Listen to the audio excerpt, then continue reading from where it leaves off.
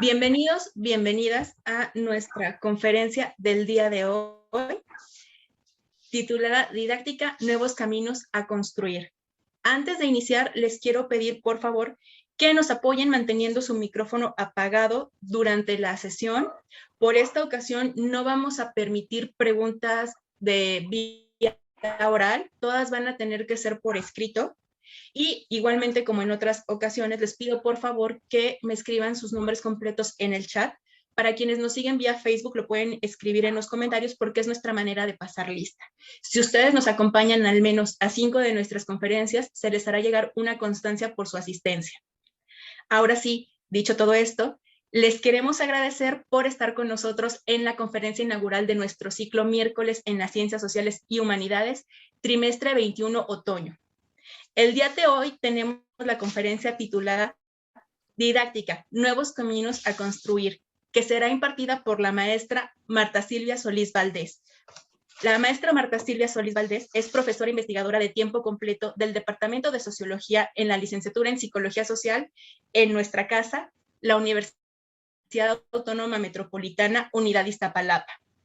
Es miembro del área de investigación, procesos psicosociales de los fenómenos colectivos, licenciada en Psicología Educativa por la Universidad Nacional Autónoma de México. Realizó sus estudios de maestría en investigación de educación formal, no formal e informal en la Universidad Iberoamericana. Los temas que ella ha investigado y desarrollado a lo largo de su desempeño como orientadora vocacional, psicóloga educativa, coordinadora de proyectos comunitarios y docente son desarrollo de habilidades mentales, entre los que destacan la creatividad, desarrollo infantil, aprendizaje en aula y elaboración de material didáctico. Cuenta con artículos, conferencias y contribuciones en el tema de educación. Colaboró en la elaboración e implementación del Diplomado de Psicología Educativa en la Universidad Iberoamericana. Fungió como jefa de área de investigación, procesos psicosociales de los fenómenos colectivos y participó como miembro organizador y ponente en el foro Estado, Crisis y Educación en distintas versiones en varias universidades de México. Para nosotros es un honor contar con su presencia el día de hoy, maestra Marta Silvia. Muchísimas gracias por aceptar nuestra invitación y le dejamos la palabra. Nuevamente les pido por favor mantener sus micrófonos apagados mientras la profesora esté hablando. Maestra, muchísimas gracias por acompañarnos hoy. Muchas gracias por acompañar. Ya. Muchas gracias a ustedes. Vamos a tener una jornada interesante. Así es que, nada más que mire, no se ve la imagen.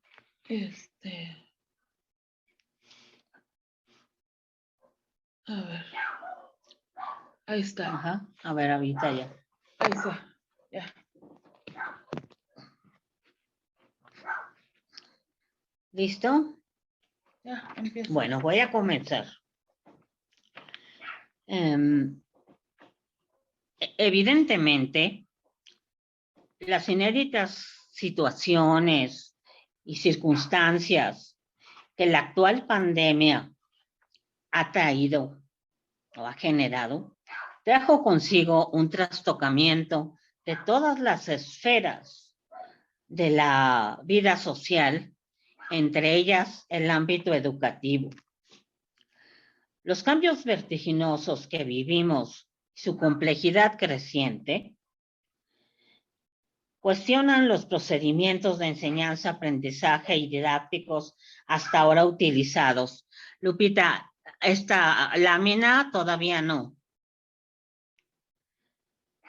Hasta ahora utilizados, obligando a plantear nuevas estrategias que respondan asertivamente a la dinámica social.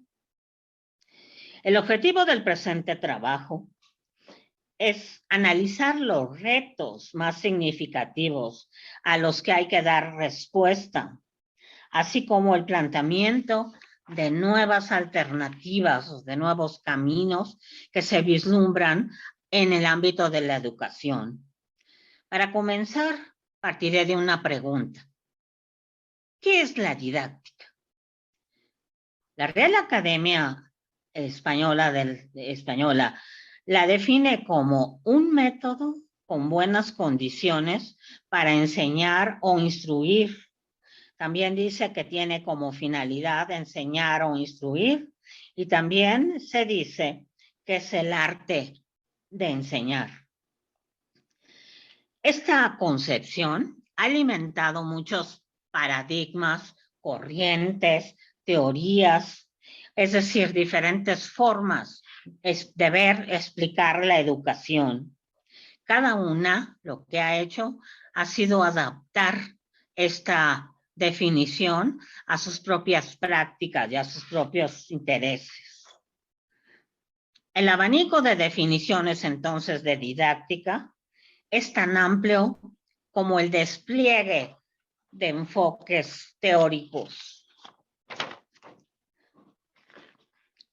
Hay desde quien la considera una ciencia hasta quien la postula como un arte. Aún así, en todas estas definiciones existen elementos comunes que dan un consenso y que generan en ese sentido una definición más, digamos que un poco más acabada. Se dice que es una disciplina que se desprende de la pedagogía, que en el proceso de enseñanza-aprendizaje interviene para optimizar métodos, técnicas y herramientas. Hay que destacar que entre la gama de enfoques teóricos sobresale con mayor, digamos, presencia y mayor actualidad el paradigma constructivista, cuyo objetivo general es el de lograr un equilibrio y una adaptación al medio, basándose sobre todo en los planteamientos de Piaget y de Vygotsky. Lámina 2, por favor.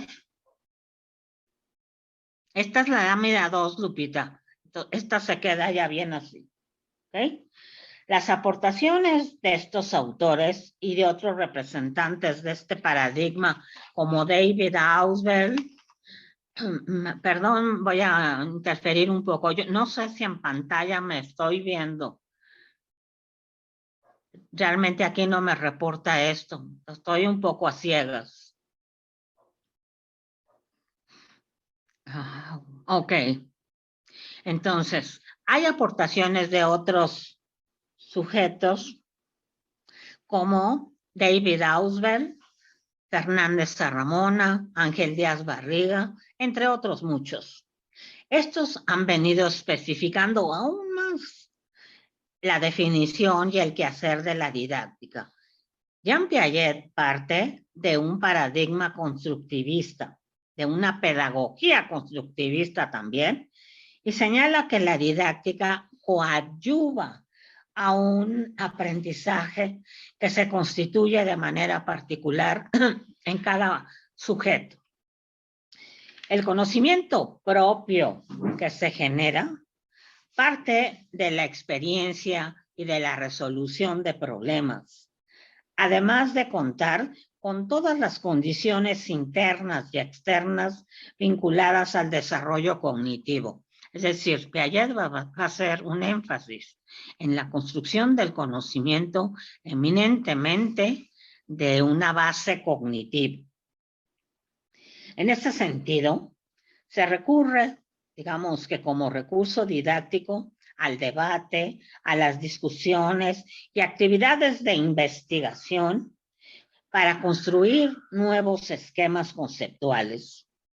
Por su parte, Lev Vygotsky va a introducir a la interacción y al medio como dos variables muy importantes que van a determinar al desarrollo cognitivo. Es decir, estamos viendo cómo este paradigma constructivista se va modificando en el tiempo. Vygotsky lo que hace es resaltar la relevancia de las habilidades afectivas y sociales en el desarrollo humano.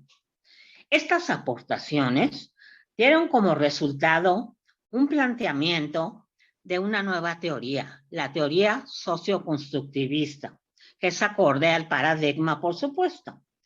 De esta teoría, el autor es su máximo representante, por supuesto, y él sostiene que el lenguaje va a ser, digamos que la herramienta mental más importante ya que esta condiciona al desarrollo cognitivo porque favorece la organización de la experiencia y la elaboración de conceptos naturales al interior de la interacción familiar y de los científicos al interior de las relaciones que se dan en el aula.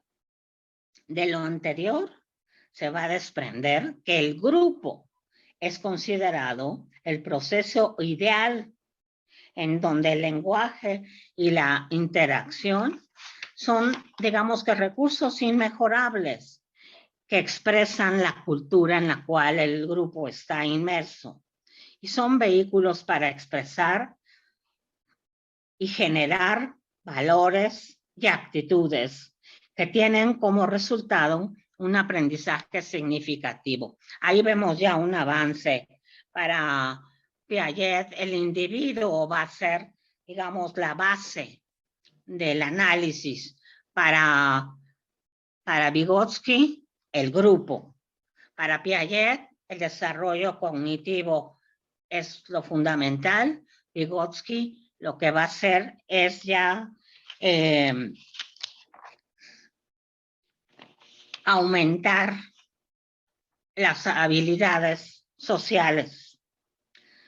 Bueno, el aprendizaje significativo tiene su origen, según Vygotsky, en la sociedad y no en la mente, como dice Piaget, comprendiendo que todo contexto se ubica en una cultura y en una época precisa. Desde esta perspectiva, el docente va a enseñar a partir de contextos y de una práctica y de un ambiente social y cultural, y el alumno, que es en donde se centra la atención tanto del paradigma como de la teoría socioconstructivista, va a aprender a partir de su participación y la de sus compañeros de la teoría a la práctica en situaciones reales. Más recientemente, Fernández Sarramona argumenta que la didáctica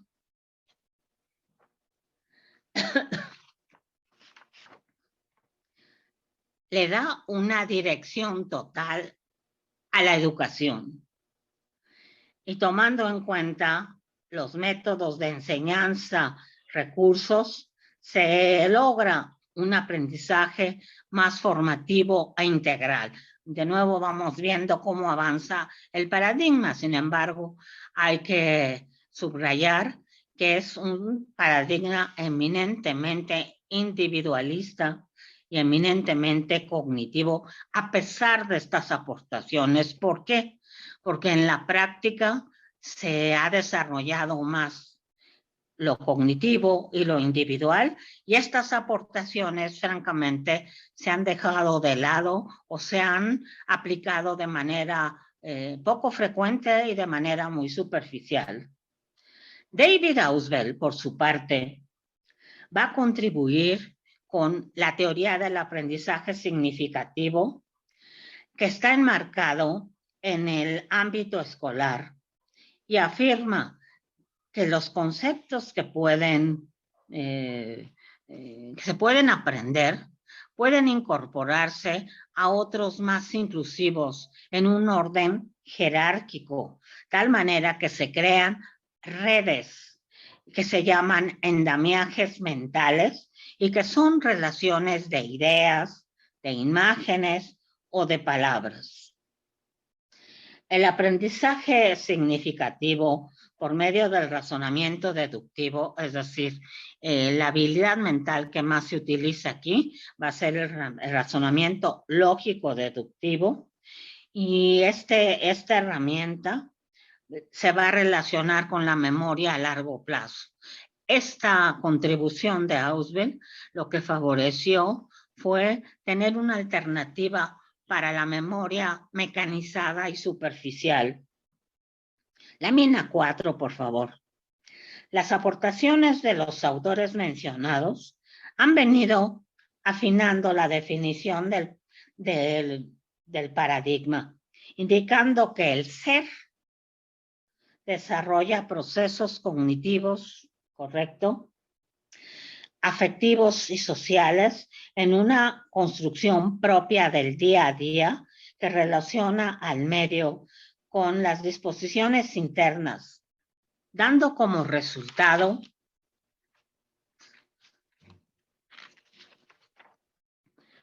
una adaptación más dinámica al medio, siendo la didáctica en la escuela la encargada de aplicar y optimizar recursos para este tipo de aprendizaje. Con esta noción, en el 2016, Ángel Díaz Barriga en la UNAM propone una planeación didáctica y la define como una organización de un conjunto de ideas y actividades que permiten desarrollar un proceso educativo con un sentido, con un significado y con una continuidad permanente. Y eso es importante porque entonces el paradigma hace énfasis también al seguimiento del desarrollo cognitivo. A decir de este pedagogo investigador, el aprendizaje se estructura internamente a partir del nivel de desarrollo cognitivo, a partir de construcciones basadas en conocimientos previos, y aquí está un poco la idea de Lev Vygotsky, y de los saberes culturales que se generan en la interacción social. Estos elementos, aunados a una buena organización de un plan de trabajo didáctico, conducirán a la adquisición de habilidades y a la modificación de actitudes, pero esto siempre está en función de la adaptación a un medio, es decir, el conocimiento se va a predeterminar. En la actualidad hay 3 ejemplos importantes. Lámina 5, hay 3 ejemplos importantes de la aplicación de este paradigma. Uno se refiere a Claudia Asensio, que no me acuerdo su segundo, Peralta, que formó parte de la creación de un formato estandarizado en la Universidad Latinoamericana. Es decir, se planteó una planeación didáctica uniforme para toda la universidad. ¿Qué es lo significativo de este plan? Lo significativo es que está dirigido a que los alumnos puedan enfrentar de forma ordenada y congruente situaciones a las que se enfrentan, tanto en su quehacer profesional como en su vida cotidiana. Y en el caso del profesor, a que se enfrente a su propia práctica docente. A su vez, Hilda Blanco Paredes, en la Universidad Nacional Autónoma del Estado de Hidalgo, tiene un ejercicio didáctico también en toda la universidad, pero que va a apuntar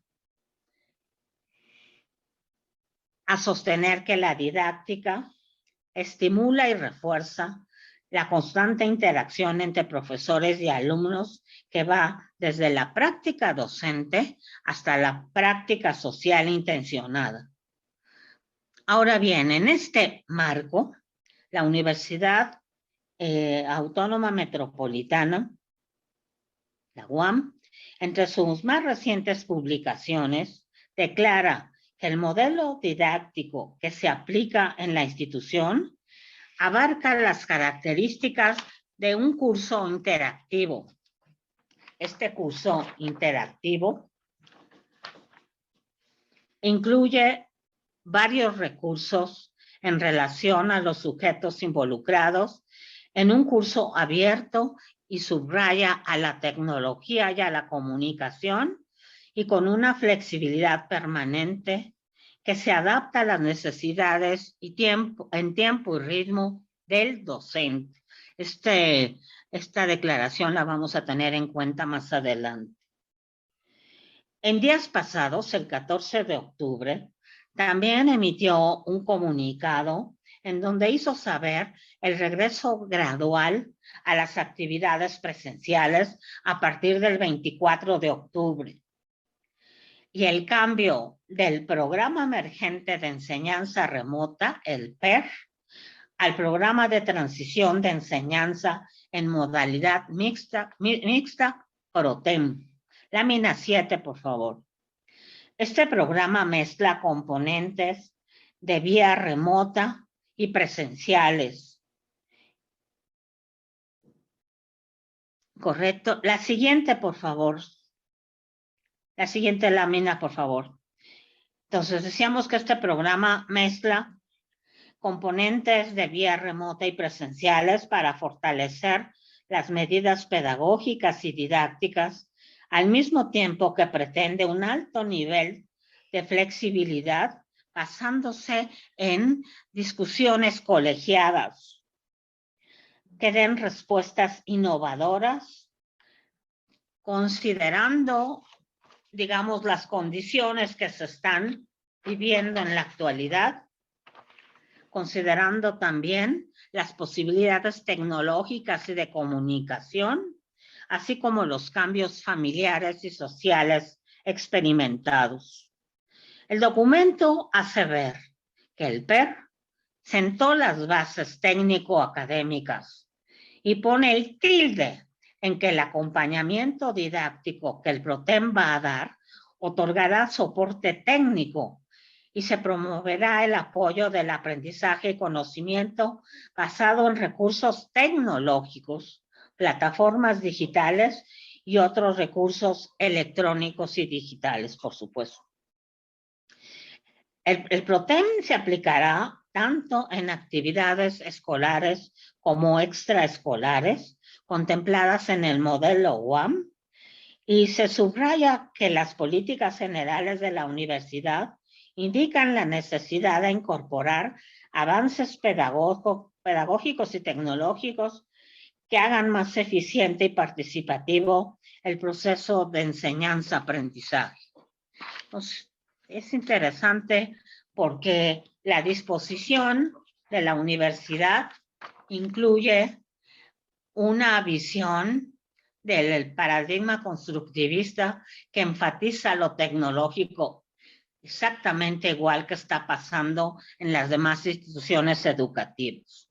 Pero dejemos esto descansar un momento para reflexionar un poco en los impactos provocados por la pandemia en el proceso de enseñanza-aprendizaje.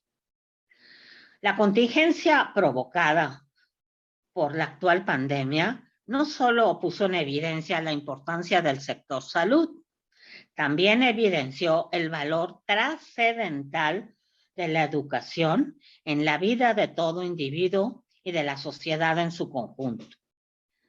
La siguiente lámina, por favor.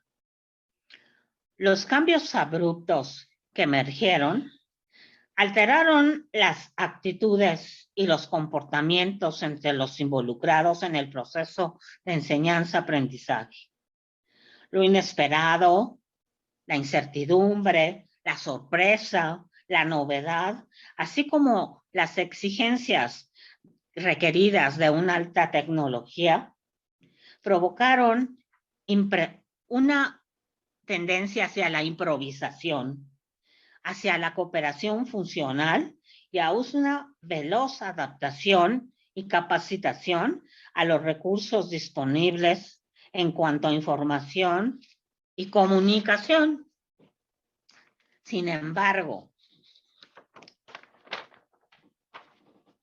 al mismo tiempo, aparecieron expresiones creativas e innovadoras, una alta sensibilidad, empatía y auténtica solidaridad ante los desafíos, aunque estos comportamientos, digamos que fueron menos frecuentes que los mencionados en un principio. Las urgentes y necesarias medidas que se tuvieron que adoptar favorecieron el uso de los medios electrónicos como principal herramienta en la enseñanza remota, que reemplazó súbitamente la convivencia cara a cara de la docencia en el aula. Y si bien la tecnología descolla por sus innumerables aportaciones, sobre todo en cuanto a lo cognitivo, también es cierto que apostar a mantenerla como el eje central de la didáctica es ignorar la necesidad de atender los elementos afectivos y sociales, componentes insustituibles de tan afectada convivencia presencial.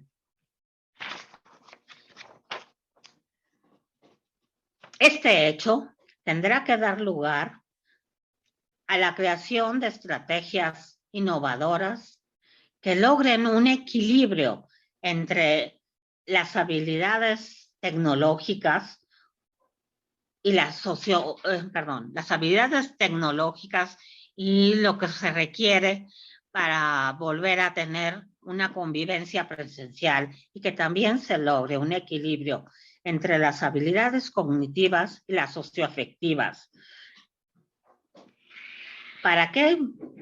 Para atender las secuelas de la crisis, pero sobre todo otras posibles eventualidades futuras. Otro impacto de la pandemia se refiere al desdibujamiento de los ritos y ceremonias educativas y su importancia, es decir, a cómo fueron borradas las acciones realizadas en el aula, en el laboratorio, en la sala de conferencias y que conllevan un valor simbólico y la integración de los participantes en un acto formal con un orden establecido. Sustituyendo estos espacios, aparecieron nuevos contextos informales, como por ejemplo el que tenemos en este momento, con características y significados propios. De pronto, las habitaciones, las salas de estar, las oficinas, los negocios, las bodegas y cualquier otro sitio que tuviera acceso a vías de comunicación electrónica, todas con sus sonidos, sus muebles, sus objetos, sus colores y sus personajes, invadieron las pantallas de los celulares, de las tablets, de las computadoras, desacralizando la atmósfera y los ritos educativos con su particular simbolismo, con sus roles, sus actitudes y sus valores. Un impacto más se dio en el concepto de grupo escolar. La distancia evidente y sus diversas posibilidades mediáticas como apagar el micrófono, cancelar la imagen, grabar la sesión, salir y entrar de la sesión, afectó seriamente la integración, las actitudes y las relaciones entre docente y alumnos y entre los alumnos mismos. Indiscutiblemente, los impactos mencionados y descritos nos hacen ver, al estilo de los planteamientos de Kuhn, que nos encontramos ante una crisis paradigmática. Siguiente lámina, por favor. Concretamente, estamos hablando de las serias dificultades del modelo constructivista para responder adecuadamente a las vicisitudes de la compleja realidad actual. Es decir, la mayor cantidad de las problemáticas que se tenían que enfrentar no pueden ser abordadas con total éxito solo desde un enfoque de tipo cognitivo. La necesidad de alcanzar algún tipo de certeza en la construcción del conocimiento, en un principio de la crisis, favoreció recurrir reiterativamente a la práctica didáctica del paradigma en turno, dando como resultado un aprendizaje instrumental y tecnologizado, con énfasis en el ámbito cognitivo y en el lenguaje visual. Al paso del tiempo, sin embargo, se fue develando ante la crítica situación la necesidad de enseñar e incidir más en aprendizajes como la construcción de lazos solidarios permanentes o a lo largo del tiempo, que se mantengan a lo largo del tiempo.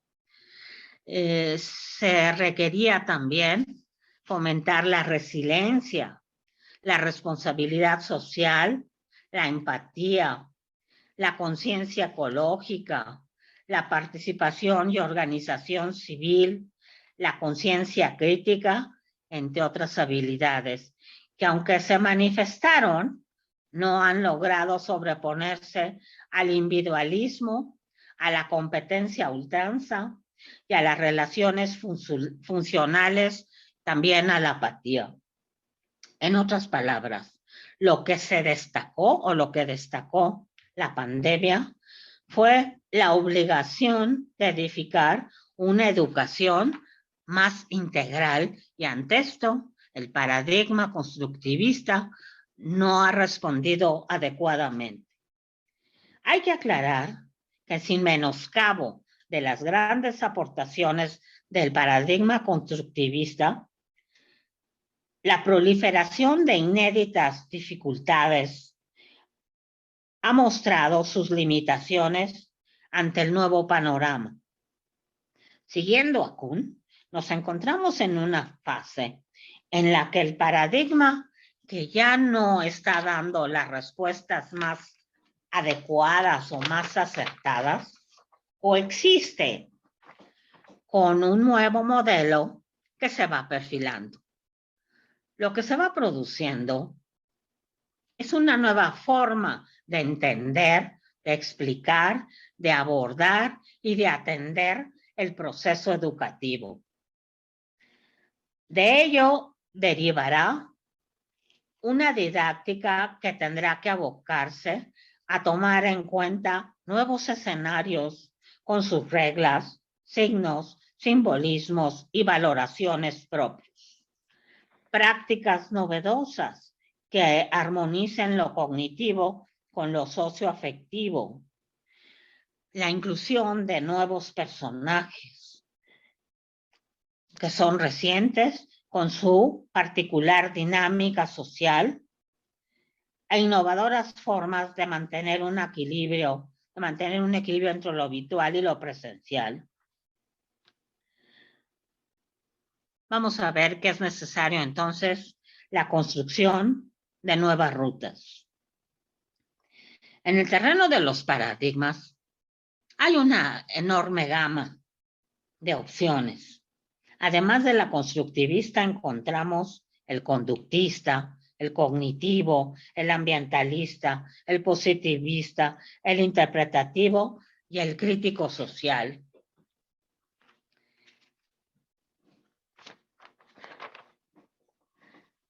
La libertad de cada persona y de cada grupo hará que se elija uno de estos modelos o se hagan combinaciones de ellos para responder a los principios, intereses y objetivos del grupo.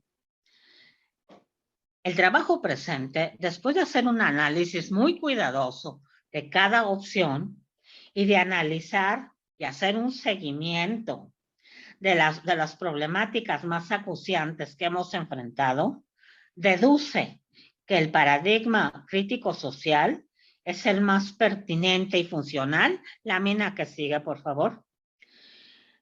En la actual situación, correcto.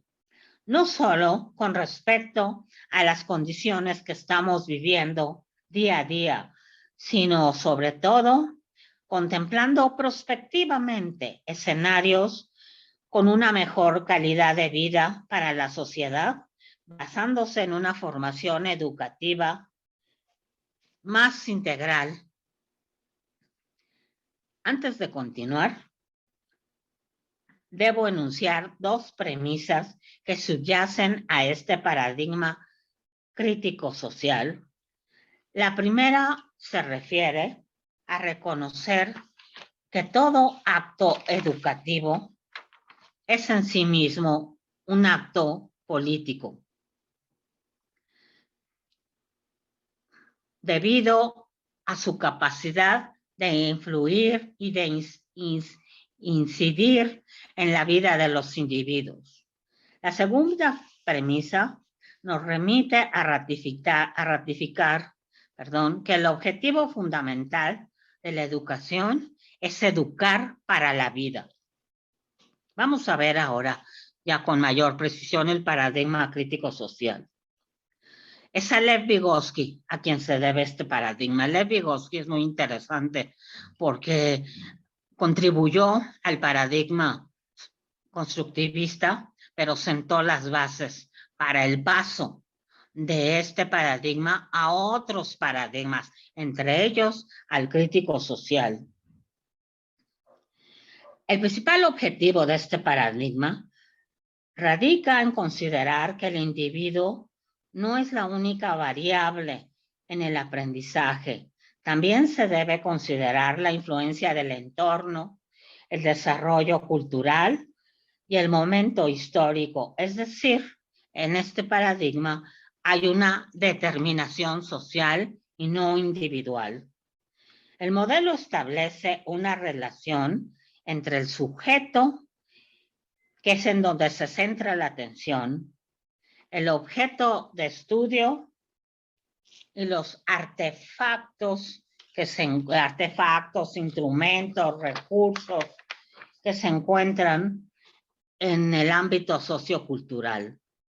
En este orden de ideas, el alumno se considera eminentemente un ser social, protagónico, producto de múltiples interrelaciones sociales y no un ser individual con su proceso de desarrollo a cuestas. Mientras que el docente se ubica enseñando en un contexto de prácticas y ambientes socioculturales que está enseñando a pensar, en lugar de ser un simple transmisor de información tecnologizado. Desde esta perspectiva, también denominada ciencia crítica de la educación, el conocimiento surge a partir de interacciones y de intereses y necesidades sociales, en donde el lenguaje es, digamos que la habilidad mental más importante, solamente mental, sino sociocultural, en la interacción. Es decir, el lenguaje en el diálogo apunta a dar lugar a una constitución y a una construcción de una conciencia informada que promueve cambios a partir de acciones transformadoras. El paradigma crítico social, como cualquier otro paradigma, siempre se va a acompañar de una teoría pedagógica y de una teoría del aprendizaje. En este caso, la teoría pedagógica que se desprende de este paradigma es la pedagogía crítica.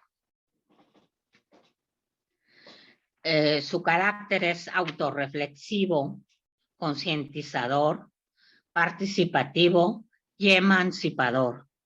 Implica una construcción y reconstrucción dialéctica entre la teoría y la práctica y obviamente de la práctica a la teoría. Su práctica didáctica origina una motivación intrínseca hacia una crítica social con carácter autorreflexivo. Invita a la investigación y a la formulación de problemas y hacia el ejercicio constante del pensamiento crítico por medio de la interacción y de guías, de la función de guías, que se definen. El pensamiento crítico se va a definir como autodirigido, autodisciplinado, autorregulado, autocorregido y al mismo tiempo promueve la agudeza perceptiva, el control emotivo. Quítame la luz, Pau, por favor, porque no puedo ver. Gracias. El cuestionamiento analítico y el manejo de la información. Vamos a ver ahora. Es que la luz me estaba interfiriendo. ¿Ven a lo que me refiero con nuevos contextos con sus características?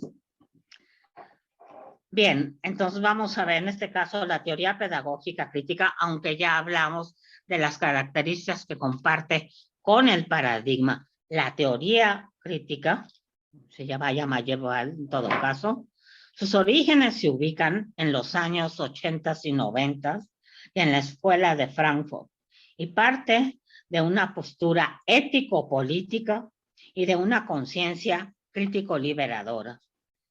Esta corriente pedagógica es una filosofía educativa y un movimiento social.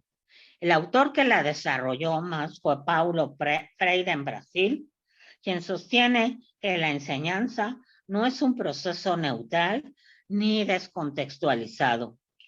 Entre sus representantes, digamos que más importantes, se encuentran Victor McLaren, Nahum Montagat, Juan Bautista de la Salle y Henry Giroux. Este último la define como la ciencia que busca desarrollar. Una disculpa, pero mis luces no están bien y me impiden ver con claridad las notas. Desarrolla habilidades críticas y reflexivas para transformar el sistema educativo tradicional e incentivar el cuestionamiento de lo que se estudia. Los supuestos fundamentales de este enfoque consisten en fomentar la participación social, la comunicación horizontal, el desarrollo del pensamiento reflexivo y crítico y la humanización de los procesos educativos. Sus objetivos, estrategias y métodos didácticos consisten en buscar romper lazos de dependencia entre profesor, alumno y objeto de estudio, asegurar que los alumnos tengan las mismas condiciones para apropiarse de los contenidos como parte de su proceso formativo. Y al decir que tengan las mismas condiciones, se refiere a los procesos subjetivos. Promover que el docente favorezca una formación integral y humanizada. Crear una conciencia crítica alimentada por una noción clara y real del sujeto mismo y de los demás para lograr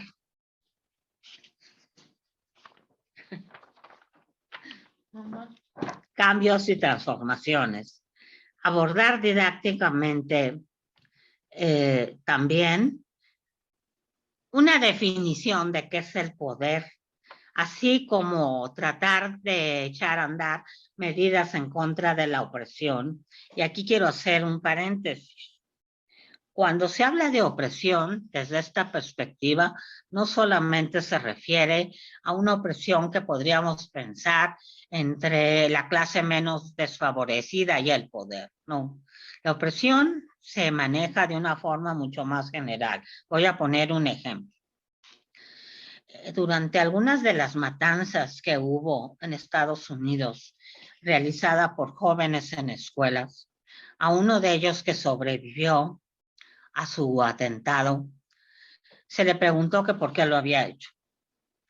Y su respuesta fue, pues es que yo estaba muy enojado porque mis compañeros me hacían menos, me discriminaban, no me incluían, porque yo no traía ropa de marca.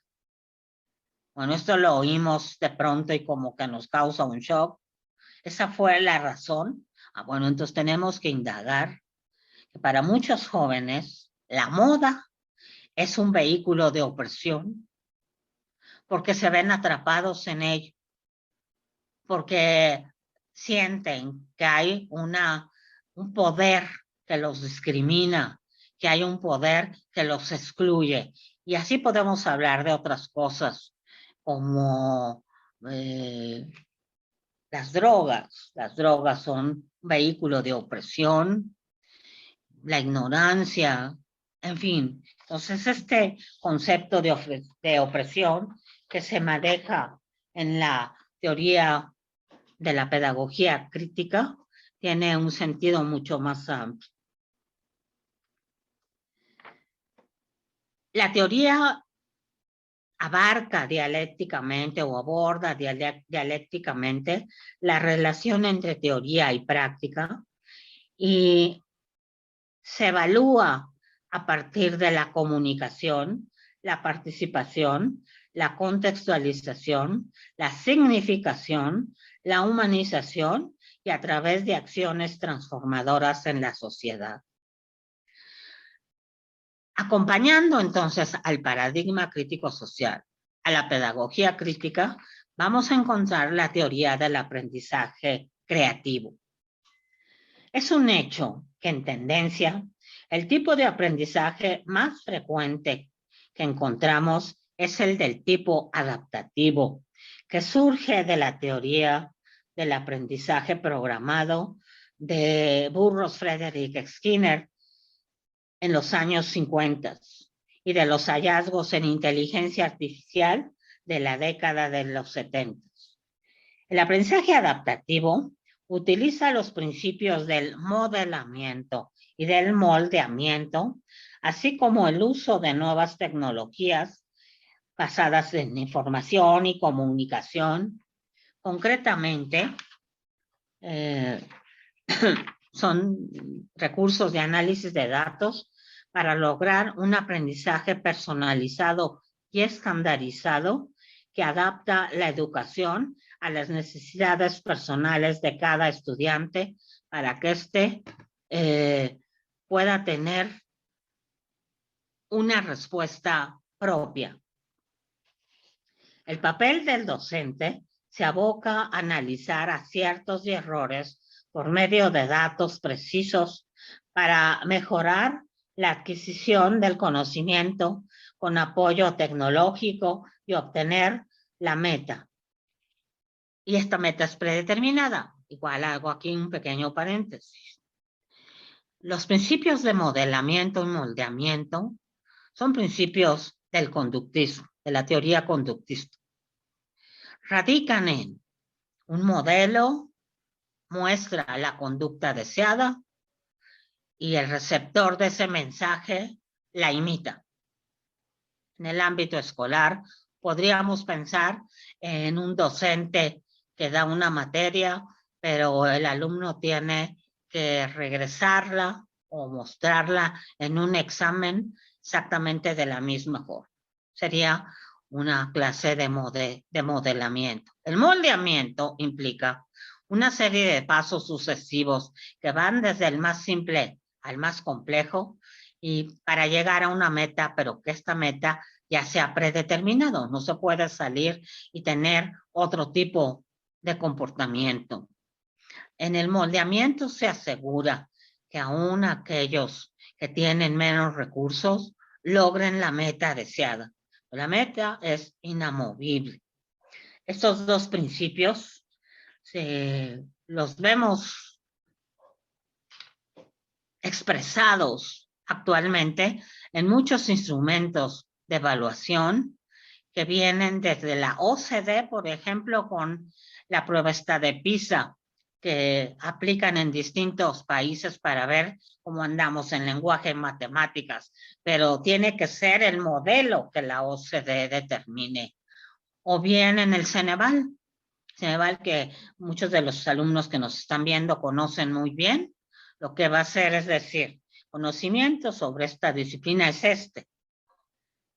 Y entonces yo te hago una serie de preguntas para saber si tú has logrado tener un conocimiento desde lo más básico hasta lo más complejo, inamovible, respecto a esta disciplina. Serían dos ejemplos interesantes de este aprendizaje adaptativo. Por cierto, hace ya bastante tiempo, una compañera que ya no está con nosotros, está en Lerma, hizo una investigación en Guam, Iztapalapa, que arrojó una muy preocupante tendencia en esos momentos. Estamos hablando de hace más de 7 años. La tendencia era hacia el aprendizaje adaptativo. Lo triste de la investigación es que el aprendizaje creativo prácticamente no existía en los datos que se obtuvieron en esa vez. Bueno, ahora en ese entonces no había tantos requerimientos evaluativos como ahora. Entonces podemos tener una noción más o menos de cómo andamos en cuanto a tipos de aprendizaje en nuestra institución y en cualquier otra también. El papel del docente se aboca el tipo de aprendizaje que se busca, pues, es un aprendizaje estandarizado. Da lugar a una educación instrumental de carácter más cognitivo, sobre todo de tipo individualista, que favorece la memoria a corto plazo y está evaluado a partir de reactivos de una formación más bien acrítica y reproductiva. Yo simplemente reproduzco los contenidos que me han enseñado. Quiero hacer otro paréntesis aquí. En las investigaciones que he llevado en aula, a través ya de muchos trimestres, he hecho un seguimiento de muchos grupos, lo que he encontrado aplicando una batería de test sobre atención, memoria, dominancia cerebral, creatividad, anclajes de aprendizaje. Lo que he encontrado es que los alumnos, y cada vez más, la tendencia además crece, la habilidad que utilizan más es la memoria a corto plazo. También he encontrado que los problemas de atención se han incrementado en los últimos años y realmente a cifras muy alarmantes. Por ejemplo, 2/3 de un grupo de 35 alumnos requiere una constante ejercitación de la atención porque su atención es muy defectuosa y la concentración que presentan es muy lamentable, por darle un adjetivo. Otra de las cosas que he encontrado, de los datos que he encontrado, es que en una tendencia también mayoritaria se está dando una economía del lenguaje. Es decir, los alumnos van perdiendo una capacidad de tener fluidez verbal, van acortando su lenguaje. Pero ese acortamiento del lenguaje, esa síntesis del lenguaje, el proceso mental que se ve más afectado es el pensamiento. Hay un efecto directo sobre pensamiento. O sea, el pensamiento se vuelve muy sintético. En la capacidad de análisis les cuesta muchísimo más trabajo. Bueno, no se diga del pensamiento creativo, en que se da en un porcentaje realmente mínimo. Entonces, estamos viendo las consecuencias de un aprendizaje de este tipo. Frente a ese tipo de aprendizaje, el creativo, que se localiza con mucho menos frecuencia, como ya lo indiqué, en los grupos escolares, se erige como una alternativa mucho más plausible y deseada. El aprendizaje creativo es más complejo e integral. ¿Por qué? Porque profundiza en el conocimiento y desarrolla tanto aspectos cognitivos como sociales y afectivos. Es decir, es un aprendizaje mucho más integral. Esta teoría de carácter transgresor, y al hablar de transgresor quiere decir que modifica las condiciones que se están dando o las actuales por medio del diálogo, y en donde se incluyen reflexiones y contradicciones, desarrolla las potencialidades del alumno, perdón,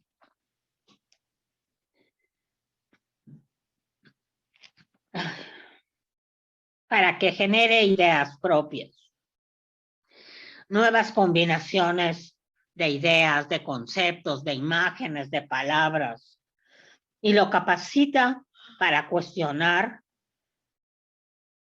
el contenido que se le da. Lo cuestiona críticamente, rechazando que lo que se le da sea la verdad absoluta o la única alternativa. El enfoque va a trascender la apreciación comprensiva de la información porque relaciona el aprendizaje con la construcción de un proceso subjetivo, pero también con un proceso cultural. Es decir, es una comprensión mucho más amplia de los contenidos. Al conceptualizar al alumno como un agente de cambio y al considerar su naturaleza dinámica y activa tanto del alumno como del tipo de aprendizaje, se educa para actuar y transformar diferentes contextos, no solamente digamos que el aprendizaje se va a abocar a transformar los contenidos que se dan en la escuela, se capacita para transformar la realidad. Las habilidades que esta teoría desarrolla son la sensibilidad, vamos viendo esto, la sensibilidad a los problemas, a los conflictos, la capacidad de asociación, la imaginación, la originalidad, la innovación, la flexibilidad, el sentido del humor, la fluidez, la tolerancia y a la frustración y a los conflictos, la actividad lúdica, el pensamiento crítico y divergente y la interrelación entre los hemisferios cerebrales, así como las habilidades cognitivas y socioafectivas. Aquí cuando hablo de la interrelación de los hemisferios cerebrales, me refiero específicamente a lo siguiente. Las investigaciones que podemos encontrar respecto a la función cerebral que estimula la tecnología, todas coinciden en que la tecnología lo que favorece es el lenguaje visual. El lenguaje visual está ubicado en nuestro hemisferio derecho.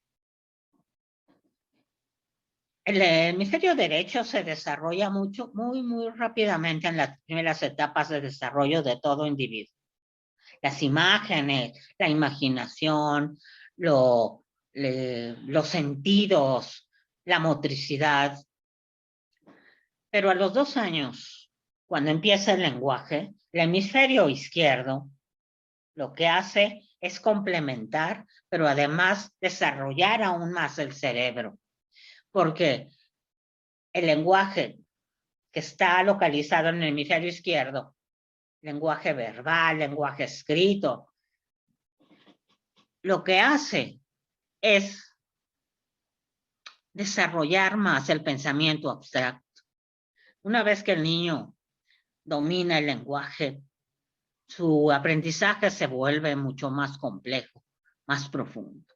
Ya tenemos esta edad. Bueno, la tecnología favorece más el hemisferio derecho. ¿Cómo lo podemos constatar rápidamente? Yo lo que hago es ver, por ejemplo, en esta aplicación en el Facebook, paso imágenes a una velocidad regular y mi cerebro lo que hace es entender el mensaje básico. Pero si yo le pregunto a un sujeto, ¿cuáles fueron los mensajes que recibiste? Primero lo que va a pasar es que su memoria a corto plazo se reduce en cuanto a su capacidad de almacenamiento.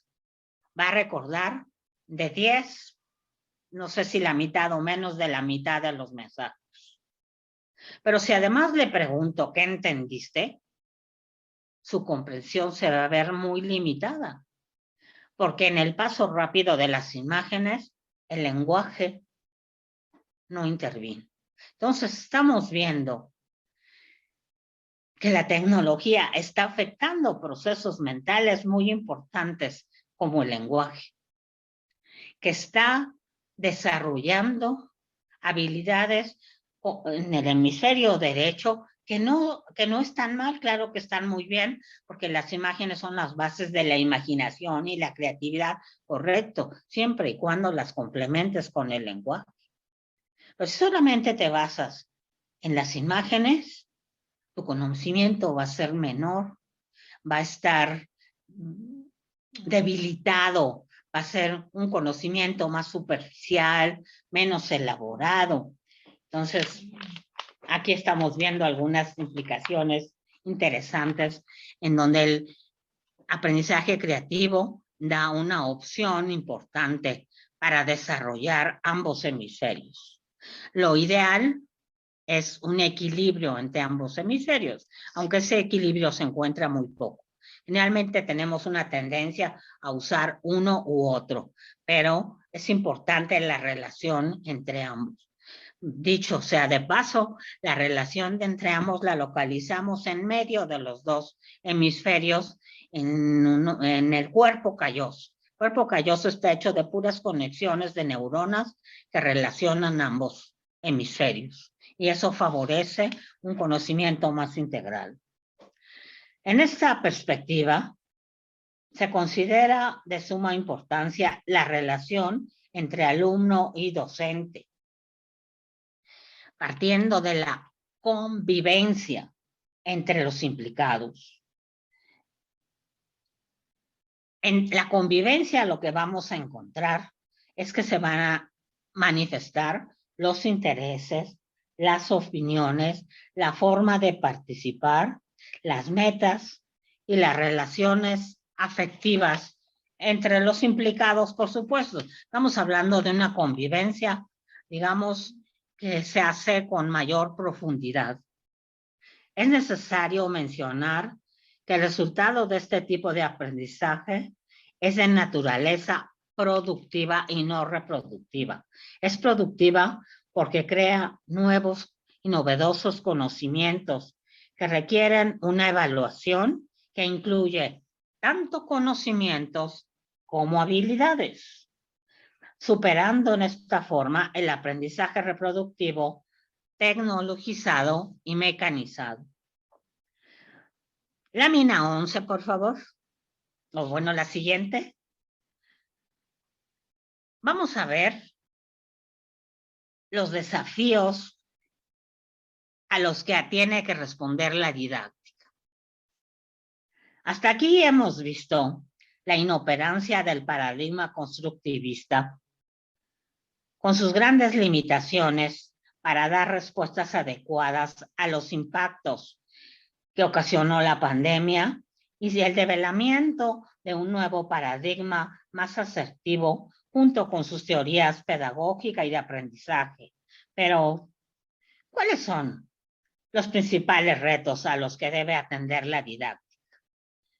Para contestar esta pregunta, primero tendremos que recordar que durante el desarrollo de la pandemia y más recientemente, se han llevado a cabo en muchos países por estudiosos e investigadores diversos foros, congresos, seminarios y otros eventos en torno al análisis del estado que guarda la educación. Entre todos ellos, se han ido identificando temas que es necesario tener en cuenta en la búsqueda de una didáctica otra, diferente, mejor.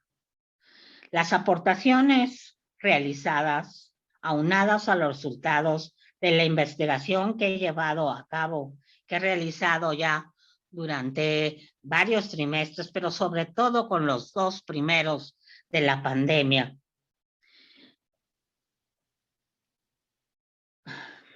Dan origen a una serie de desafíos que hay que abordar de manera impostergable. Voy a ir mencionando cada uno de ellos, pero quiero comentarles esto. En los 2 primeros trimestres de la pandemia, tal y cual debieron pasarle a todos los profesores, que si hay algunos que están escuchando esto, se le tuvo que dedicar mucho tiempo a la docencia. Sinceramente, yo le dediqué 3 veces más de tiempo a lo que usualmente le dedico a preparar un curso. Fueron muchas iniciativas que eché a andar. Cada vez que tenía yo clase, localizaba un problema. Y ante eso me ponía yo a trabajar y tenía yo que estar elaborando distintas prácticas didácticas. Ya en el segundo trimestre, el tiempo se redujo porque ya había yo probado muchos recursos. Sin embargo, volvían a salir nuevos problemas. Y esto me hizo, entre aciertos y errores, ir analizando cuidadosamente todas las características que estábamos enfrentando alumnos y profesores ante esta crítica situación. Y eso me hizo ver, analizar los foros, los eventos, las conferencias e ir localizando estos temas que están frente a ustedes. Los temas, en algunos coincidía yo, en otros decía, faltó esto, en otros decía, no había yo pensado en esto, pero esto digamos que es un buen resumen de los desafíos que hasta el momento se han detectado. Bueno, el primero es que la educación tiene que tener como prioridad la búsqueda del bienestar, sobre todo del bienestar colectivo. Algo que sucedía durante la pandemia era que había una tensión permanente. Estabas dando clases, los alumnos intentaban, de pronto estaba un alumno, recuerdo, que tenía una sabanita atrás de él, porque le daba pena lo que estaba atrás de él, porque tenía que estar ahí atendiendo sus clases, pero eso para él ya era una tensión. Tal si se caía la sabanita famosa. En mi caso, yo tengo 2 perritos muy agradables, pero que ladran mucho. Entonces, de repente estaba yo metidísima en la clase y los perros ladraban junto a mí. Yo me ponía fatal, como ladridos en una clase. El bienestar no solamente se refiere a esto. Se refiere a que la educación, por medio de la didáctica, debe de buscar el estar bien como individuos y como sociedad. Es digamos que un objetivo que ya no puede ser adicional o visto como secundario. No, debe ser prioritario. Los escenarios que vamos a seguir enfrentando van a ser cada vez más complejos. Entonces, necesitamos atender este desafío. Un segundo desafío es que la educación debe fomentar la plasticidad cerebral, y a ustedes me van a entender perfectamente. La plasticidad cerebral es la velocidad y lo bien que el cerebro hace para aprender, su eficiencia y su velocidad. Bueno, entonces nosotros sabemos ahora que la plasticidad cerebral la tenemos que alcanzar a partir de desarrollar de la manera más armónica los hemisferios cerebrales. Entre nosotros hay quien es más derecho, hay quien es más izquierdo. Nuestras clases, la forma de aprender, tienen que incluir los dos. Les pongo un ejemplo. En la clase lo que hacíamos era tener un correo para documentos escritos, artículos, cuadros, comentarios. Y en Facebook teníamos un chat donde había un apoyo audiovisual, pequeños videos que reafirmaban lo que habíamos visto o pequeños videos que complementaban lo que habíamos visto o videos que traían un tema nuevo. Pero eso era para atender la parte visual, la parte del hemisferio derecho, la parte verbal del hemisferio izquierdo. Entonces, plasticidad cerebral. Ok. El tercero sería una adaptación asertiva al medio. Pero cuando decimos adaptación asertiva al medio, no quiere decir que hagamos exactamente lo que se nos ha dicho o que esté predeterminada esa adaptación. Es asertiva en cuanto resuelve problemas, en cuanto da soluciones. Y esta adaptación asertiva debe de acompañarse con una conducta crítica. Es decir, no solamente voy a ofrecer una respuesta que resuelva un conflicto, me debo de preguntar, ¿está bien o está bien? Así, ¿por qué? ¿Cuándo? ¿Dónde? ¿Cómo? ¿Por qué? ¿Por qué? Esa es la pregunta básica del pensamiento crítico. ¿Por qué? ¿Por qué? ¿Por qué? De esta manera, lo que hacemos es que nuestra adaptación sea un proceso dinámico y acorde, digamos, a la velocidad con que cambia la sociedad.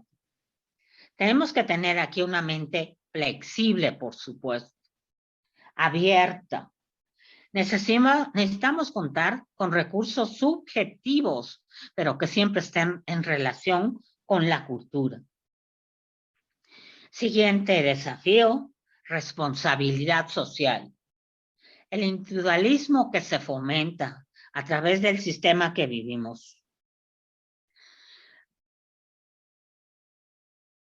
Se evidenció en las respuestas que se dieron o que se están dando, que se dieron y se están dando frente a la pandemia.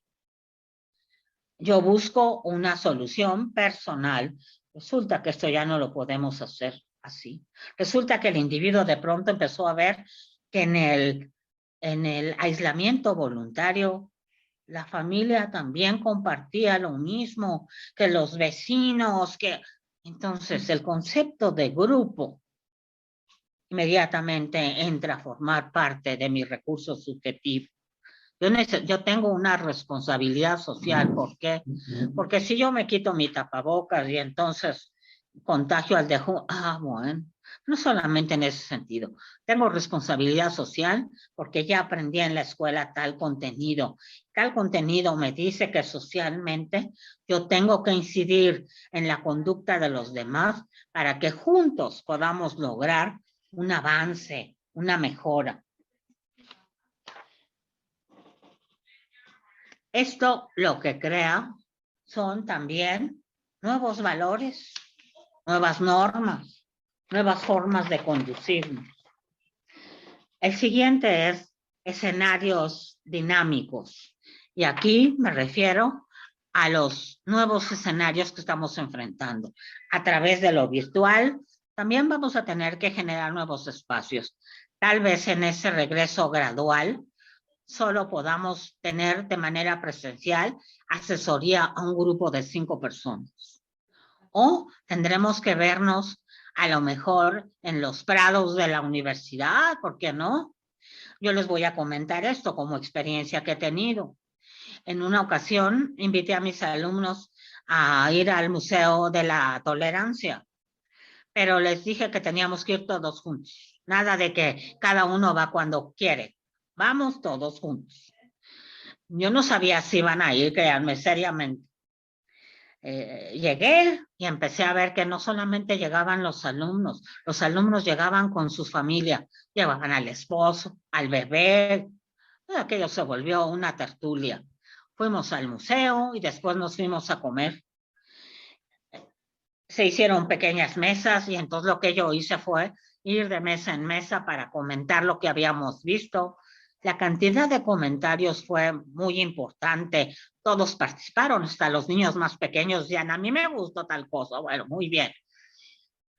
Al final del trimestre, al preguntarles a los alumnos sobre la evaluación de la materia, la mayoría puso la experiencia colectiva de ir al Museo de la Tolerancia fue magnífica, porque bla, bla, bla, bla, bla, bla. Bueno, entonces ahora, con mayor razón, tenemos que encontrar espacios distintos. Nuestra imaginación será un buen aporte para imaginar muchos de ellos. Aquí, lo más importante, la interacción y el diálogo nos llevarán a la construcción de un mejor conocimiento.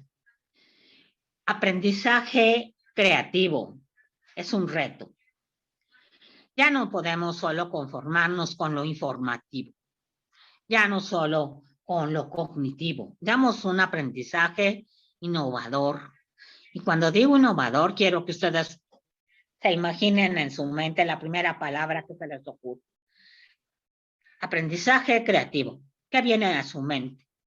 A lo mejor para muchos es, pues nada, a lo mejor nada más la palabra, sí, efectivamente.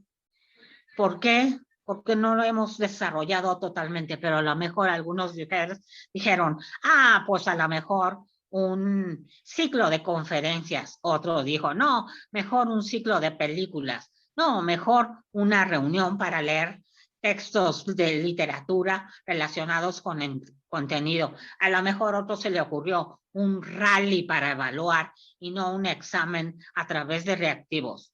Sí.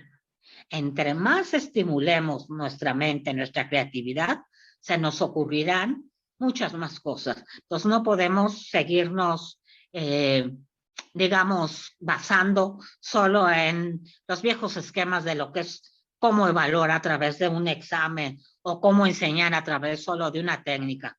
Tenemos que hacer mucho trabajo. Inteligencia emocional. Bueno, ahí Coleman tiene mucho que decir, pero resumiendo, lo que se ha visto es que nuestras emociones reaccionan antes que nuestro pensamiento racional. Es un reto que nosotros tenemos ahora, el encontrar una forma didáctica de enseñar, tomando en cuenta lo emocional. Yo tengo que tener un impacto emocional en los alumnos, para que estos a su vez puedan responder, digamos, con una buena motivación para un proceso complejo después de razonamiento deductivo. La emoción tiene que formar parte de mi enseñanza. Y bueno, también aquí, obviamente, tenemos que recurrir a nuestra imaginación, pensamiento crítico y conciencia. Pensamiento crítico es uno de los menos estimulados, de los menos desarrollados, según diferentes investigaciones en universidades europeas, en universidades norteamericanas, sobre todo. Pensamiento crítico nos lleva a algo muy importante. Nos lleva a aumentar la comprensión, porque la comprensión entonces es relacional, relaciono tal tema con con aquel, con esto, y entonces nuestra conciencia se amplía. Si yo tengo más conciencia, mi capacidad de responder ante los conflictos cobra otra dimensión. Yo ya no voy a responder de una manera automática o adaptativa, sino generando cambios y propuestas. Por último, el reto es lograr un equilibrio entre lo digital y lo presencial. No es que la tecnología deba ser hecha a un lado o menospreciada. No se trata de eso. Se trata simplemente de que la tecnología tenga su lugar y que en ese sentido lo presencial se reconozca como lo fundamental. Es decir, la tecnología debe ser un medio, un recurso, pero no un fin en sí mismo. Ok, pues ahora no nos queda más que la siguiente lámina, que es forjando nuevos caminos, nuevos derroteros. Para avanzar en el terreno de la didáctica innovadora, hay que subrayar que no se puede insistir en un paradigma que ya no da respuestas acertadas o que sus limitaciones son muchas. En esta forma tenemos entonces ahora que buscar, para mí, la primera, de hecho así se iba a llamar la conferencia, la humanización de la didáctica. Pero un compañero me hizo pensar que a lo mejor era muy abrupto el tema, así es que le puse un tema más digerible. Pero para mí lo fundamental es la humanización de la didáctica. ¿Qué entiendo por esto? Bueno, primero entiendo que la didáctica se había abocado a muchas técnicas, a muchos recursos, pero que subrayaban lo cognitivo. Sí había elementos afectivos sociales, claro, pero no había la intención, la dirección exacta de fomentar lo afectivo y lo social. Ahora es necesario una didáctica que, al ser humanizada, favorezca la convivencia como recurso, que favorezca el diálogo tomando en cuenta los intereses propios de cada uno, que tome en cuenta los problemas que estamos viviendo como un tema inevitable, que contextualice el contenido de cada materia, por ejemplo.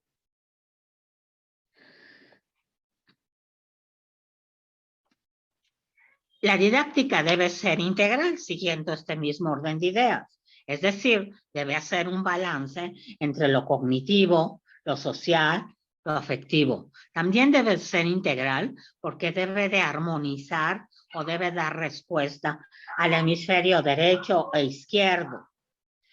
También tiene que ser integral porque debe hacer un equilibrio entre lo visual y lo verbal. Ok. Se necesita también que la didáctica tenga una actitud flexible. Y aquí me refiero a que tú, por ejemplo, puedes llevar muy bien organizado tu materia. Pero de pronto, en ese momento, surge un tema que no lo tomabas en cuenta, una inquietud de un alumno. Tú tienes que tener la flexibilidad para entonces los recursos que llevabas o modificarlos para dar respuesta a esto, o bien decir, estos se aplazan y doy origen ahora a algo nuevo. El docente tiene que tener una mente muy dinámica.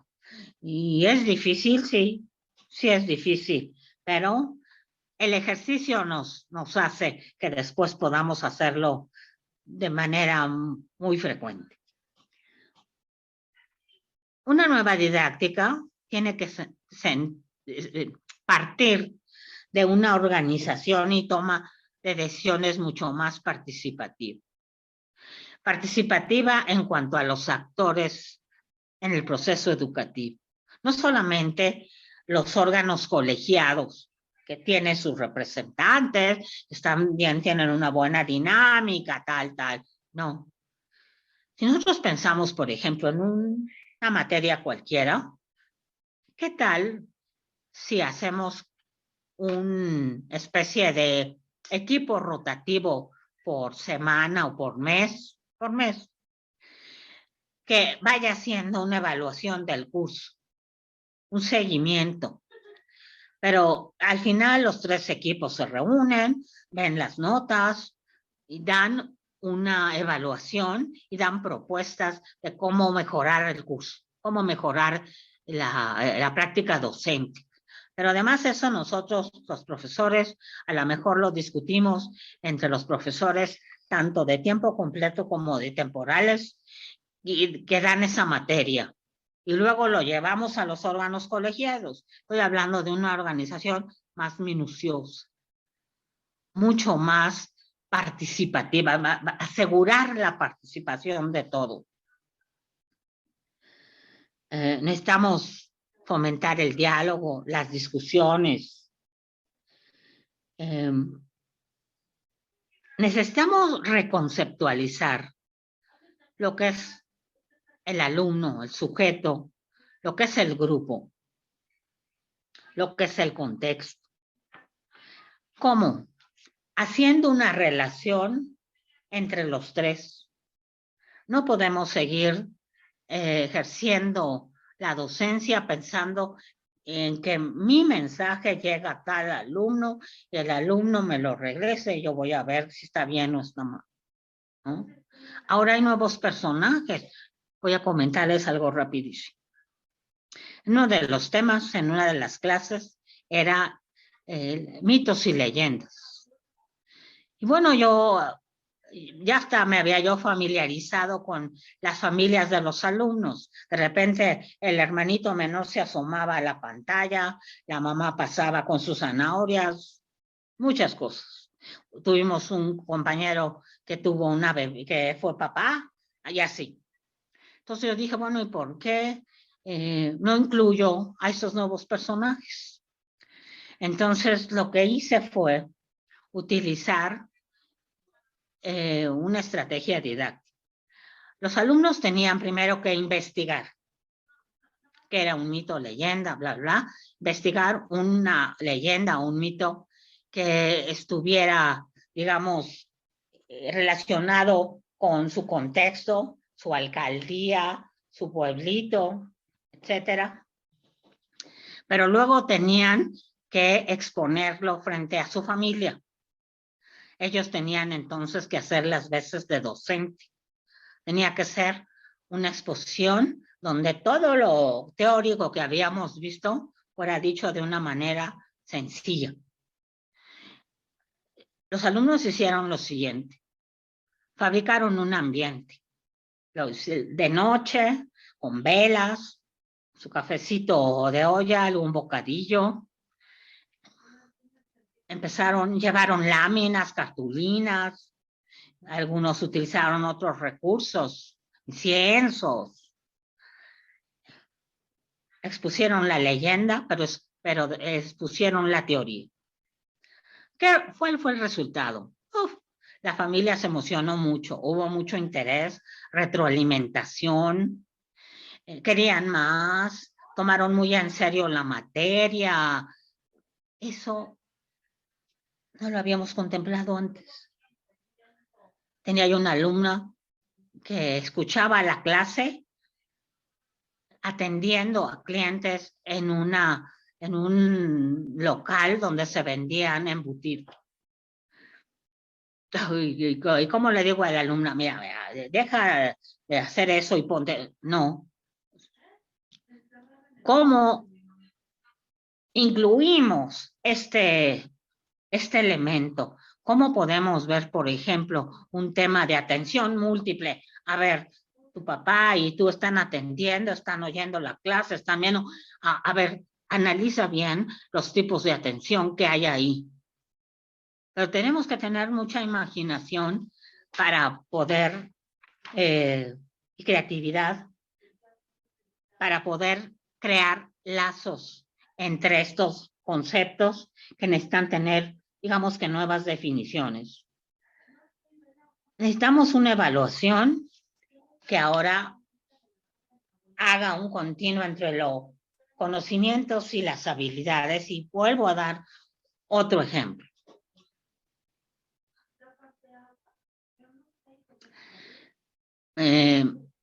Las calificaciones NASBMB han mal acostumbrado a los alumnos. Entonces ellos tienen una visión general, también a los profesores, nos han mal acostumbrado. Una visión general. No pasa, más o menos, no. Cuando se aplica una evaluación cuantitativa del 1 al 10, la cosa cobra como un poquito más de especificidad. Bueno, mi materia es muy pesada porque yo califico hasta con centésimas. Los alumnos lo saben, lo aceptan, porque además lo pongo desde un inicio y está sujeto a que los alumnos digan si quieren o no. Se aceptan y entonces en los trabajos les pongo tal calificación, pero además les pongo una retroalimentación.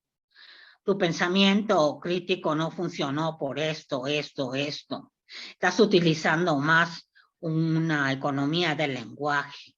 Te faltó profundizar. Les hago una retroalimentación de qué les faltó en conocimientos. Tu conocimiento no está claro porque simplemente hiciste una reproducción del texto. les pongo muchas cosas, pero lo que estoy hablando es de que cuando ellos llegan a su evaluación final, tienen una comprensión de cómo fue su conocimiento. Ah, es que me faltó tal cosa, no hice esto, y además me falta evaluación de conocimientos y de habilidades. La relación de profesor-alumno tiene que ser mucho más profunda. Tenemos que tener conocimiento más profundo de cada alumno, de su contexto, de sus necesidades. Otra es, debe ser creativa y dinámica, pues es casi es una reiterar cómo necesitamos echar mano de la originalidad, la innovación, la flexibilidad, la fluidez, en fin.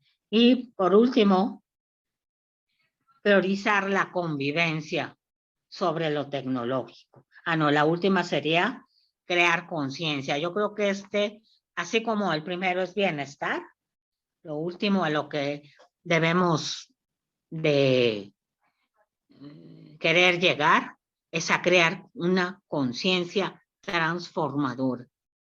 Para mí estos son los 10 puntos que nos deben de dar ahora una dinámica muy diferente. ¿Necesitamos entonces capacitación? Sí, necesitamos capacitarnos para un proceso educativo más de tipo formativo. Para no considerar que la educación es un sistema de comunicación, de transmisión de información, sino un espacio de convivencia en donde confluyen deseos, sentires, acciones. Quiero citar, por último, una fracción que fue añadida al artículo 3º de la Constitución el 15 de mayo pasado y que dice lo siguiente. No, de mayo del 2019, que dice: en México, la educación será de excelencia, entendida como el mejoramiento integral constante que promueve el máximo logro de aprendizaje en los educandos. Los problemas ya los tenemos. La condición está dada. Hay una respuesta de la comunidad educativa de buscar nuevas respuestas. Hay un nuevo paradigma que se vislumbra. Hay nuevas rutas educativas. Hay una disposición, en los comunicados de la universidad se habla de una mayor flexibilidad con discusiones colegiadas. Se habla de la necesidad de tener respuestas innovadoras. Se habla de un curso dinámico. Ya tenemos todo. Ahora necesitamos forjar camino. Necesitamos echar a andar todo esto. Necesitamos seguir discutiendo y seguir probando si es esto verdad o hay incluso otras cosas que tenemos que tomar en cuenta. Así es que empecemos a construir nuevos caminos todos juntos. Gracias.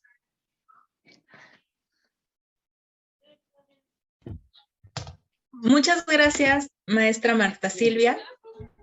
Por esta ocasión les pedimos que si tienen alguna pregunta o comentario, solamente las vamos a poder atender si son por escrito. Entonces, por favor, si alguien tiene algún comentario, alguna pregunta, también para quienes nos están acompañando vía Facebook, podemos hacerle llegar sus preguntas y sus comentarios a la maestra Marta Silvia. Excelente. Muy bien. Esperemos si hay preguntas o comentarios. Vamos a dar un momentito para que se animen a hacer sus preguntas o sus comentarios. Mientras tanto, les recordamos que esta es nuestra primera conferencia del ciclo, pero que vamos a tener muchas más. Tenemos preparadas unas conferencias muy interesantes para ustedes. Por ejemplo, la siguiente semana tendremos la conferencia Aproximaciones basadas en evidencia hacia la creatividad como objeto de estudio de la psicología, que será impartida por el doctor Julio César Penagos Corzo. Entonces esperamos verles en la conferencia de la siguiente semana. Wow. Les recordamos que si nos acompañan al menos a 5, les vamos a dar una constancia por su asistencia a nuestro ciclo de conferencias. A ver.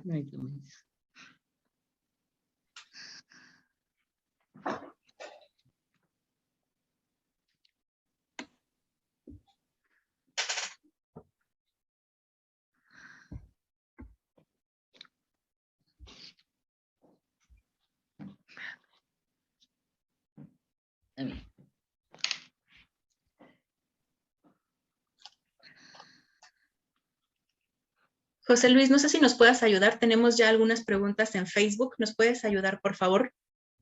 Ana, Claro que sí.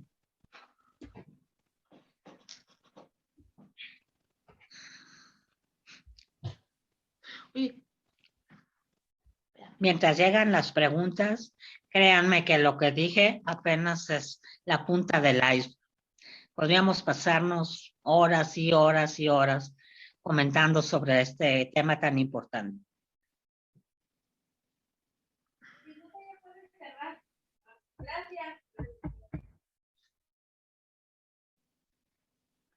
Aquí están ya, están llegando las preguntas, déjenme ver. Carol pregunta, ¿realmente la relación profesor-alumno, cuando impone y se muestra autoritario, bloquea la autoridad y el pensamiento crítico, inhibe y afecta a los alumnos? Entonces estamos hablando de una relación que debe ser más horizontal, pero es importante decirles esto. La figura del maestro en nuestro rito, en nuestro simbolismo, debe ser una guía importante. Es una guía que te va a decir, mira, por aquí, por allá, pero tu convivencia debe ser horizontal. No caer efectivamente en el autoritarismo es bloquear no solamente la creatividad, la convivencia. Es un factor de riesgo para un proceso mucho más productivo, mucho más humano. Entonces, tienes razón, Carol. Ok. Me están escribiendo, Merali. Oh, qué gusto, Merali. Muchas personas conocidas.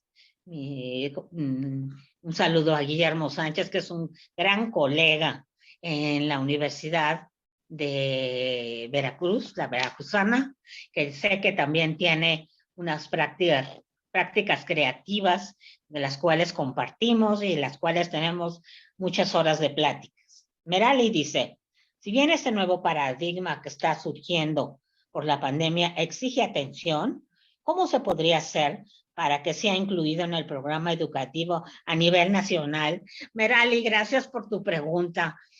Yo escogí este foro porque justamente pensé que iba a haber mucha gente que me escuchara, unas que estuvieran a favor, otras que estuvieran en contra. Bienvenidos todos. Necesitamos foros en donde se escuche esto. Necesitamos ir de aquí, tal vez hacerle llegar a nuestro coordinador de la carrera, al director de la división, al rector de unidad, a ver, hay esta propuesta, vamos a discutirla. Sí, es importante difundir. La difusión de la cultura se ha vuelto importantísima, pero también la toma de decisiones. Entonces, tenemos que difundirlo. Si las personas que asistieron pueden comentar con otras, haremos una red bien interesante, por lo menos de cuestionamiento. ¿Cómo estás aprendiendo? ¿Qué tal si aprendes de otra manera? Fíjate que hay estos elementos. ¿Por qué no consultamos tales autores? El autodidactismo reflexivo tiene su momento hoy por hoy. No esperen a que el presidente nos diga, muchachos, ahora va a haber un paradigma nuevo. No, no va a pasar. Créanme que no va a pasar. Entonces, yo, de manera autodidacta, digo, me están enseñando así, yo lo puedo transformar. Yo lo puedo transformar. ¿Hay otra más? Carol hace, ¿qué pasa con la autoexigencia? ¿En dónde existe el saboteamiento de los propios alumnos? Qué bonita pregunta. Qué bonita pregunta. Si algo tiene la UAM, es una alta exigencia para alumnos y para maestros. Pero para muchos esa exigencia no motiva a alcanzar el logro. Lo que hace es bloquear. Entonces el alumno se autosabotea. O bien hay alumnos que lo que hacen es autoexigirse tanto que solito se revienta. Entonces, la autoexigencia tiene que ser reflexiva y crítica. ¿Hasta dónde con mi autoexigencia estoy logrando este objetivo? ¿O qué tanto con mi autoexigencia lo que creo es una paradoja y lo que hago es el fracaso? ¿Qué interviene ahí? Pensamiento crítico. También tiene que ver mucho la autoestima, por supuesto. ¿Y esto también nos pasa a los profesores? Sí, también. Entonces, la flexibilidad de pensamiento tiene que combinarse con el pensamiento crítico para poder tener una respuesta mejor. ¿Ok? Otra pregunta tiene que ver, dice aquí, ¿qué pasa con la difusión de la cultura? Las políticas educativas que hemos llevado han favorecido la investigación. La docencia se relegó a un segundo término, pero poco a poco la docencia empezó a develar que era tan importante como la investigación, y eso es verdad. Pero la difusión siempre fue vista como un apéndice, ¿no? La difusión ahora forma parte de nuevas estrategias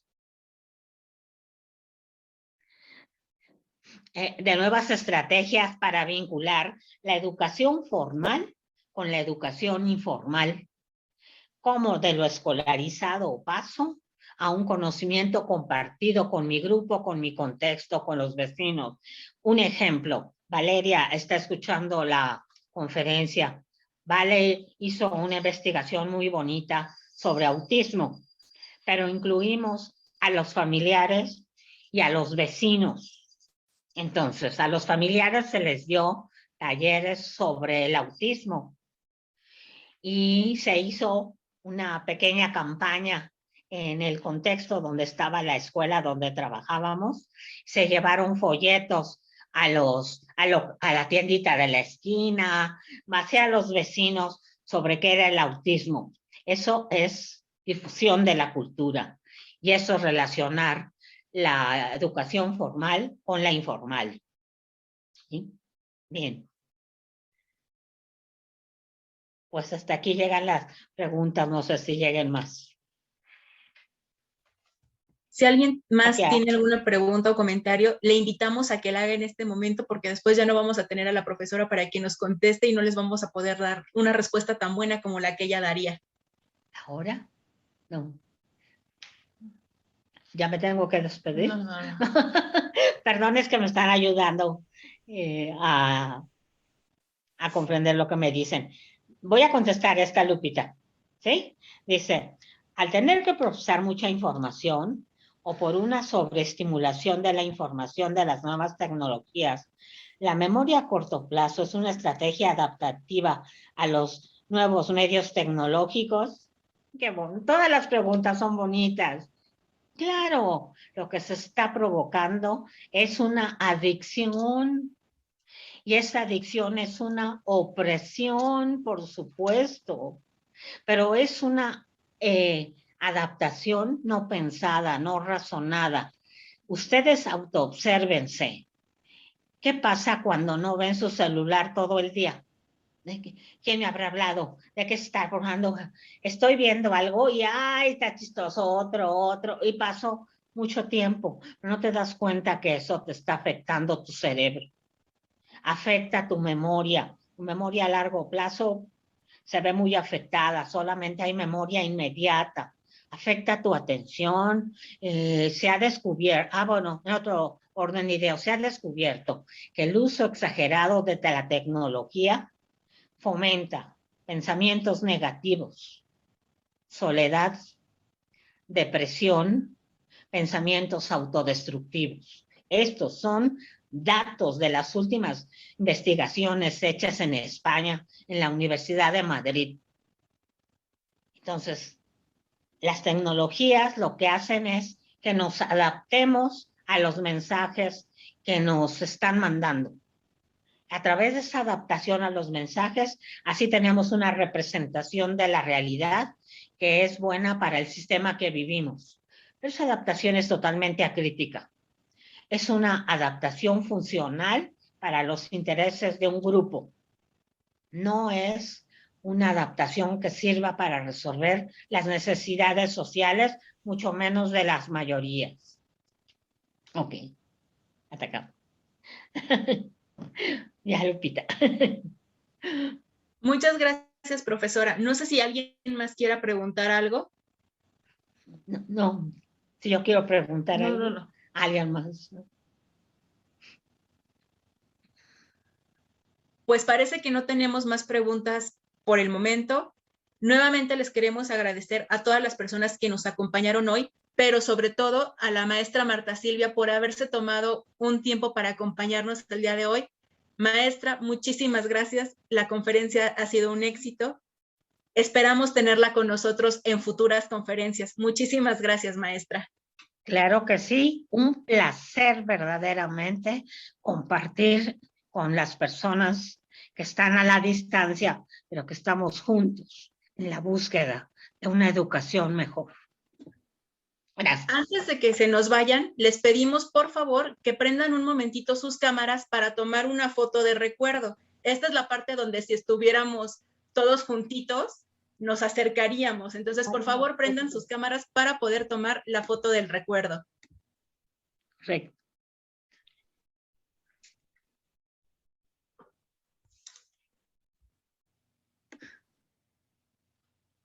¿Ya? Muy bien, gracias, gracias. Nos faltaron cámaras, no los vimos a todos, apenas unas 3, 4. Y también los compañeros de Facebook que estuvieron por allá y pues no podemos verlos. Esperemos que para la próxima se integren aquí, que nos acompañen. La sala es grande, cabemos todos y si no ponemos sillas de más. Con sana distancia estaremos. Ah, muy bien, ya vemos a Mariela, a Vanessa, Valeria, Luis no te vemos, Anita no te vemos, José Luis tampoco, Yasmín, hola. Ah, prefieren José Luis. Bien, va la foto entonces, 1, 2, 3. Qué bonita conferencia y qué bonito también tú, Marta Silvia. Muchísimas gracias, de verdad. Estamos muy agradecidos por esta primera conferencia del trimestre que inauguras. Nos vestimos de manteles largos. Muchísimas gracias. Que se vistieron de manteles largos contigo. Que se vistieron de manteles largos. Ay, por favor, Josué. Un placer. Muchas gracias. Muchas gracias. Un abrazote, un abrazote. ¿Eh? Bueno, hasta luego. Gracias. Nos vemos pronto.